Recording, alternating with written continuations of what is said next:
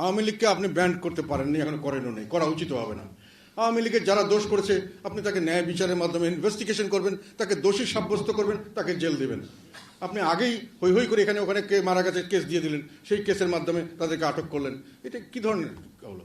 আপনি বিচার করবেন, তাকে বিচার প্রক্রিয়া তাকে ধরবেন। আর সংগঠনে কি একটা সংগঠনে আওয়ামী লীগের কি একেবারে 1 নম্বর থেকে শুরু করে লাস্ট মেম্বার সবাই কি ক্রিমিনাল? সংগঠন কি সব এবং তাদের যে সমর্থক তারা কি সবাই ক্রিমিনাল? তা আপনি তাদের সবাই ক্রিমিনাল করে আগেই, তাহলে আপনি আর শেখ হাসিনার সঙ্গে কি পার্থক্য করলেন যে বিএনপি করলেই খারাপ, জামাত করলেই খারাপ?